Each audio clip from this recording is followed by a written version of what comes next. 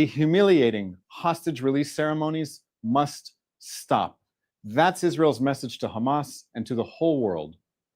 As a result of Hamas's repeated violations of the Hamas hostage ransom deal and public ceremonies that humiliate and torture the hostages, Israel has decided to delay the release of hundreds of Palestinian terrorists from Israeli prisons.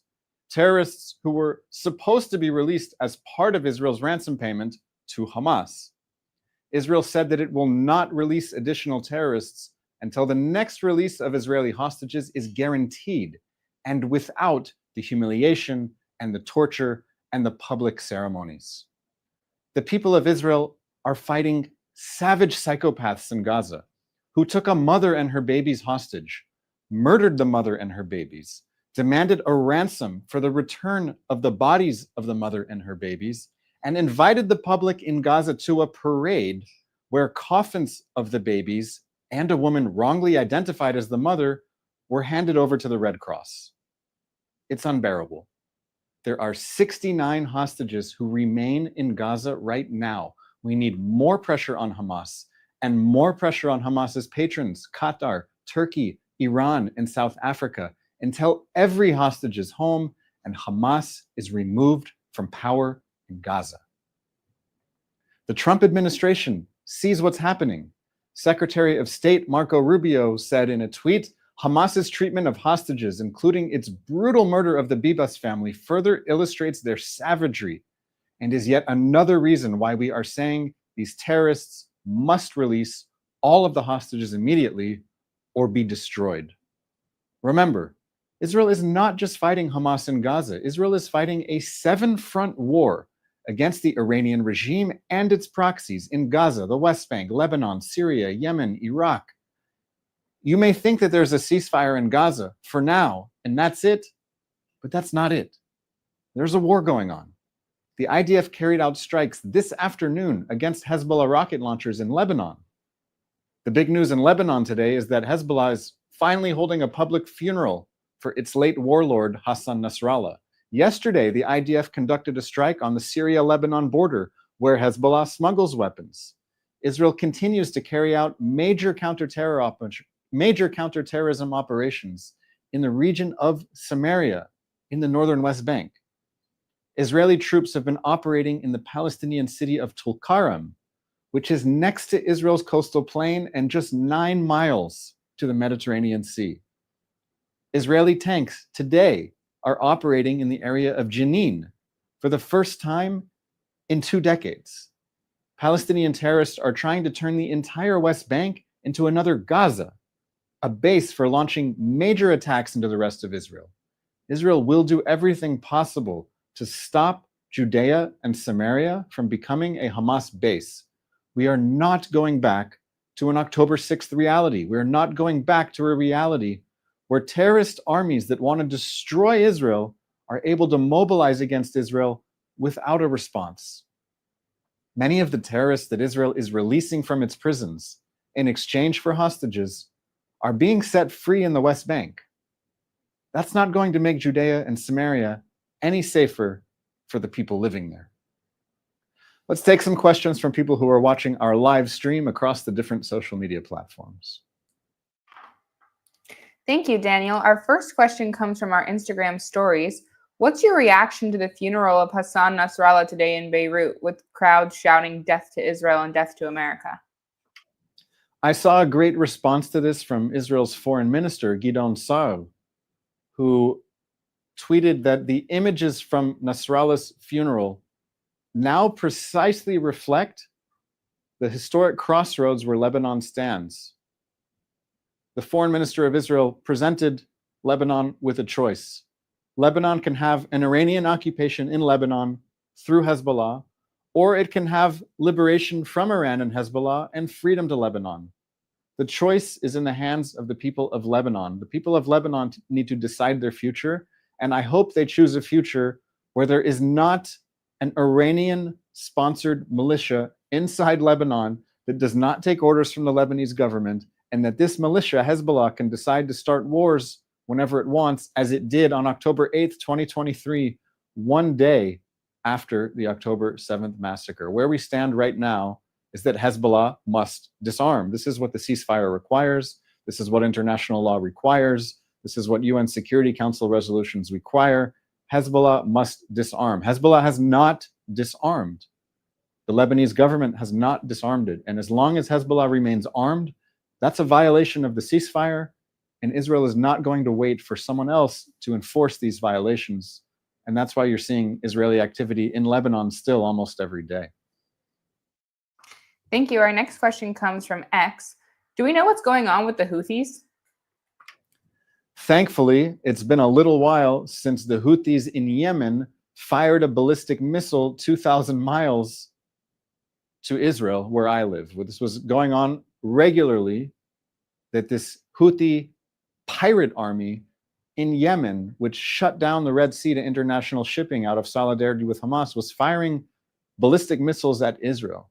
The Houthis were in the news recently because just recently, Houthi rebels, this was the first time this happened, they fired surface-to-air missiles at a US F-16 fighter jet. This was on February 19th. The Houthis fired surface-to-air missiles at a US F-16 fighter jet. That jet was flying off the coast of Yemen over the Red Sea when that surface-to-air missile was fired. Thankfully, the missile did not strike the jet.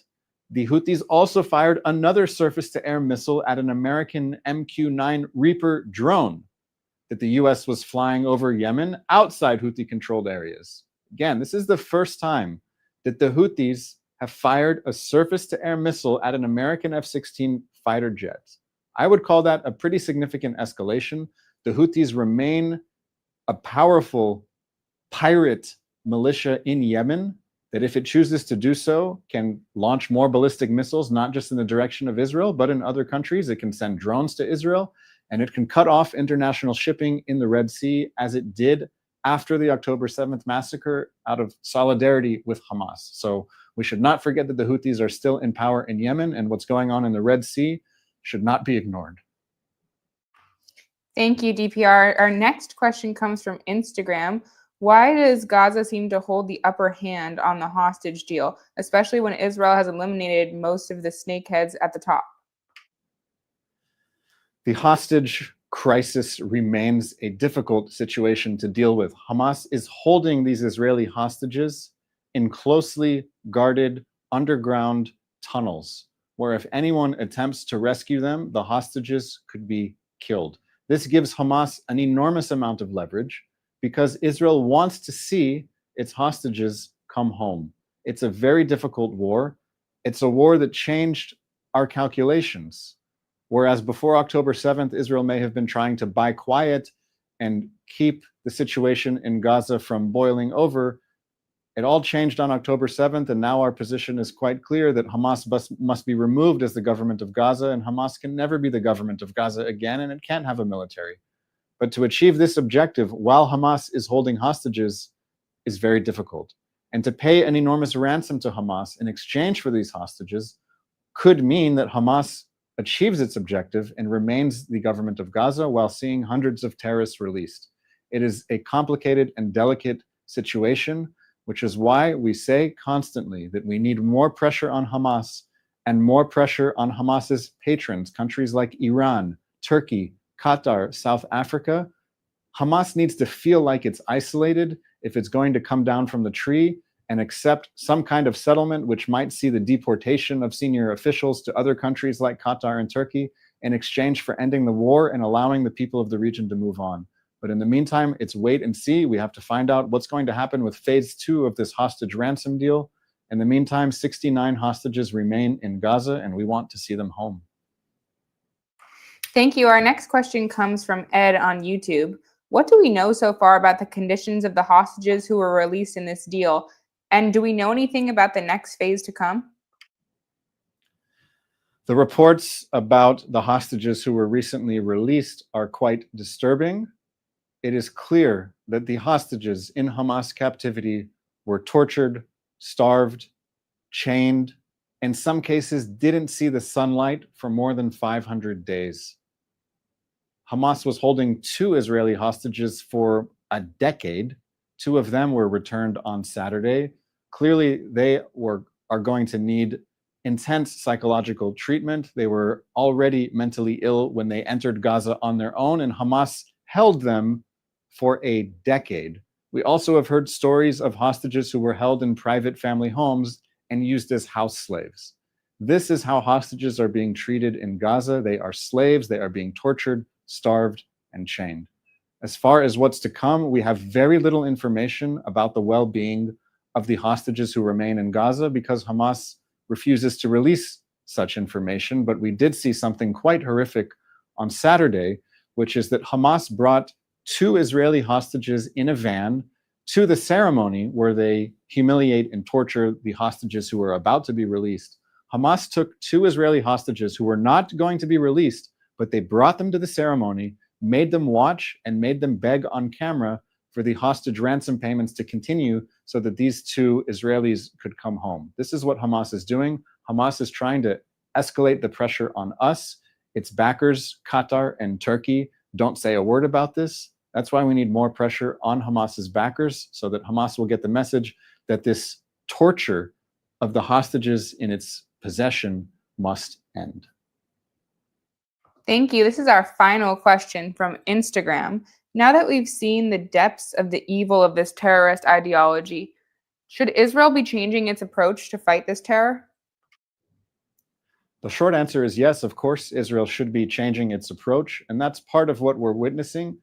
But we have never, I think, in the history of humanity, seen a challenge like this, where an enemy that wants to annihilate us, that wants to kill us all, that wants to wipe Israel off the map, invaded a border, a very short distance, to Israeli homes, massacred 1,200 people, and took hostages back into Gaza. And these are the hostages that it's using to defend itself against a reprisal from the Israeli military. So the hostages are Hamas's insurance and human shields. And it has been a very difficult military operation with 2 goals in mind: removing the threat of Hamas and ensuring the safe return of the hostages.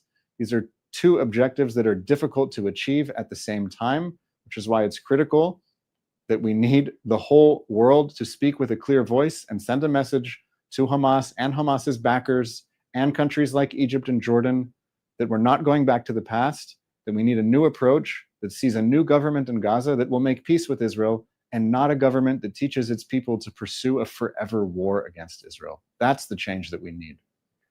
Thank you all for watching this live daily briefing of the Israeli Citizen Spokesperson's office. I'm Daniel Rubenstein. Have a lovely day. Thanks for watching. Drop a comment below. Don't forget to like, share, and hit subscribe to stay updated with our latest content. Until next time, stay informed and inspired. This is Djobnik signing off.